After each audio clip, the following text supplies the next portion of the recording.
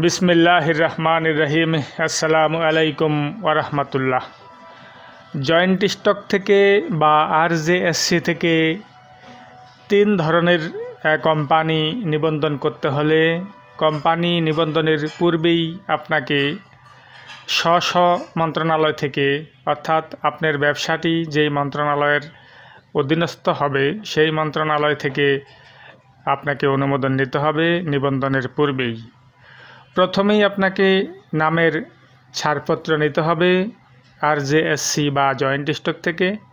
এরপর সেই ছাড়পত্রের কপি সহ আপনাকে নির্দিষ্ট মন্ত্রণালয়ে দরখাস্ত জমা দিতে হবে।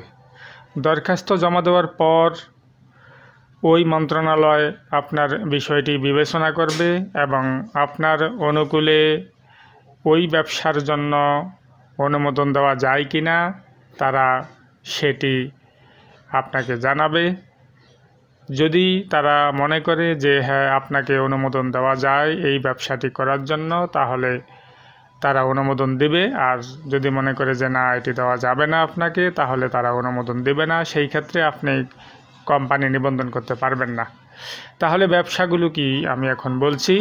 এটা 3টা ক্যাটাগরি আছে এখানে। 1 নম্বরে হচ্ছে স্বাস্থ্য, 2 নম্বরে আছে তথ্য, 3 নম্বরে আছে শিক্ষা। প্রথমেই আমি বলছি যে স্বাস্থ্য সম্পর্কিত বিজনেস অবজেক্ট বা ব্যবসার ধরনগুলো কি যেগুলোর জন্য আপনাকে স্বাস্থ্য মন্ত্রণালয় থেকে অনুমোদন নিতে হবে নিবন্ধনের পূর্বে। সেগুলো হচ্ছে, যদি আপনার ব্যবসার ধরনের মধ্যে হাসপাতাল, medical college, diagnostic centre, clinic, health care, lab, pathology, health care যদি এগুলো থাকে, তাহলে আপনাকে নেম ক্লিয়ারেন্স নেওয়ার পর স্বাস্থ্য মন্ত্রণালয়ে অনুমোদনের জন্য দরখাস্ত করতে হবে এবং সেখান থেকে অনুমতি পাওয়ার পরই আপনাকে নিবন্ধনের জন্য অ্যাপ্লাই করতে হবে। তারপরেই আপনি নিবন্ধন করতে পারবেন। এরপর 2 নম্বরে আছে তথ্য। তথ্যের মধ্যে পড়ে রেডিও, টেলিভিশন সেন্টার, পেপার, পত্রিকা, ম্যাগাজিন, প্রিন্ট মিডিয়া, অনলাইন পত্রিকা এসব। আপনার প্রাইভেট লিমিটেড কোম্পানির মধ্যে যদি বিজনেস অবজেক্টের মধ্যে, অর্থাৎ ব্যবসার ধরনের মধ্যে যদি আপনি পেপার, পত্রিকা, radio, television, print media, online পত্রিকা এগুলো যদি রাখতে চান, তাহলে অবশ্যই আপনাকে জয়েন্ট স্টক থেকে নামের ছাড়পত্র নিতে হবে। এরপর তথ্য মন্ত্রণালয়ে পারমিশনের জন্য দরখাস্ত করতে হবে এবং তারা যদি আপনাকে অনুমতি দেয়, তাহলেই আপনি private limited company joint stock থেকে নিবন্ধন করতে পারবেন। এরপর 3 নম্বরে আছে শিক্ষা।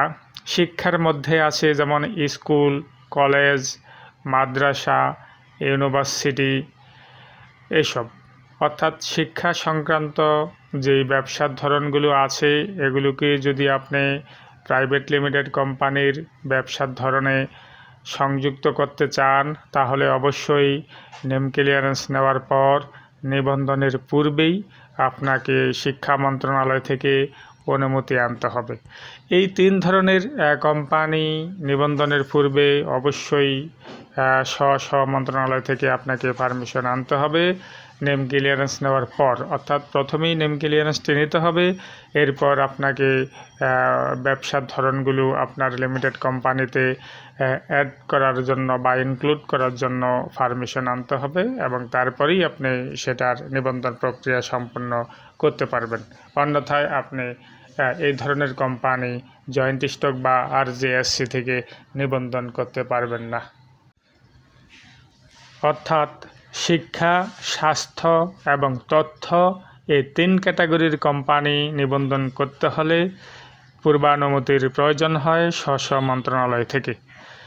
আর যেগুলি সাধারণ ব্যবসা যেমন ট্রেডিং, সাপ্লাই, ম্যানুফ্যাকচারার, আমদানি, রপ্তানি, সরবরাহকারী, ডিলারশিপ, স্টকিস্ট, এগুলোর জন্য কারো কাছ থেকে কোনো অনুমোদনের প্রয়োজন হয় না। আপনি নেম ক্লিয়ারেন্স নেবেন এবং গঠনতন্ত্র তৈরি করে সরাসরি জয়েন্ট স্টকে নিবন্ধনের জন্য আবেদন করতে পারবেন এবং জয়েন্ট স্টক কর্তৃপক্ষ আপনাকে ফাইনাল বা চূড়ান্ত অনুমোদন দিয়ে দিবে, কোনো সমস্যা হবে না। আবার কতগুলো ব্যবসা আছে যেগুলো নিষিদ্ধ, যেমন আর্মস বা অস্ত্র, রাইফেল, পিস্তল, বোমা, এগুলো আপনি ব্যবসার ধরনের মধ্যে উল্লেখ করতে পারবেন না, সেগুলো অবশ্যই পরিহার করে যেতে হবে। আবার কতগুলো পণ্য আছে যেগুলো পরিবেশের ভারসাম্য রক্ষা করে, সেগুলোও আপনি মেমোরেন্ডামের মধ্যে ব্যবসার ধরনে উল্লেখ করতে পারবেন না, যেমন ফ্রগ অর্থাৎ ব্যাং, সাপ, কুচ্চা, তারপরে শামুক, ঝিনুক, এগুলো আপনি উল্লেখ করতে পারবেন না ব্যবসার ধরনের মধ্যে, কারণ এগুলো পরিবেশের ভারসাম্য রক্ষা করে এবং এগুলো আমদানি রপ্তানি ব্যবসা বাণিজ্য করা এগুলো নিয়ে নিষিদ্ধ।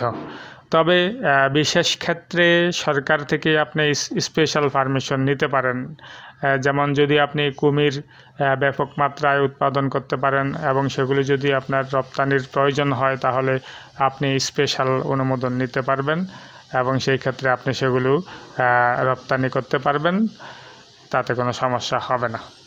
ধন্যবাদ সবাইকে।